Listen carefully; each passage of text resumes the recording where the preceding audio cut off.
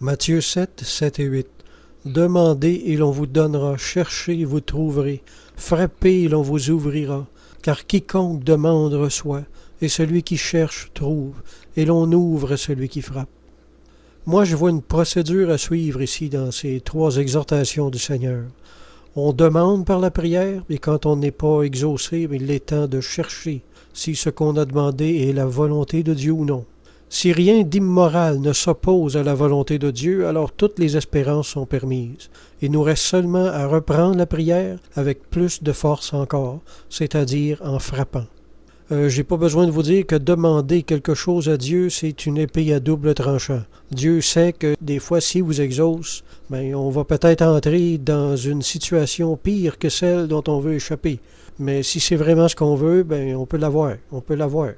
En parlant de la volonté de Dieu, le Père Faber a écrit « Quand une âme en est venue à se fier imperturbablement à lui et à ne plus chercher rien que sa volonté, il arrive qu'à son tour, Dieu a l'air de ne plus vouloir que la volonté de cette âme.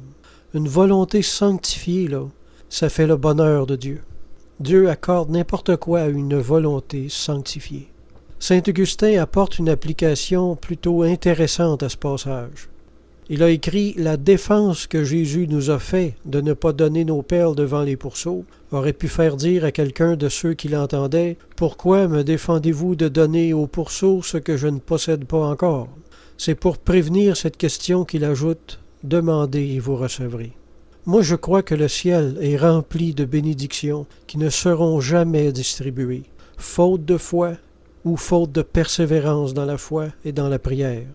L'une de ces bénédictions, par exemple, c'est la grâce de vivre au-dessus de nos péchés.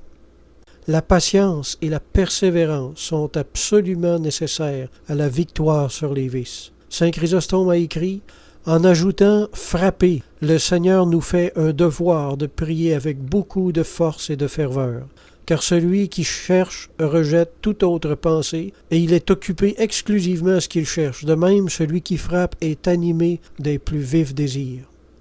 Se libérer des chaînes du péché dépasse souvent les forces humaines.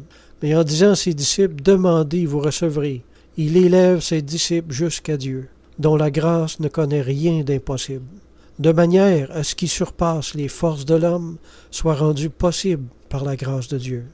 Saint Chrysostome a écrit « Dieu a placé la force des autres animaux soit dans l'agilité de leur course, ou dans la rapidité de leur vol, ou dans leurs serres, dans leurs dents, ou dans leurs cornes.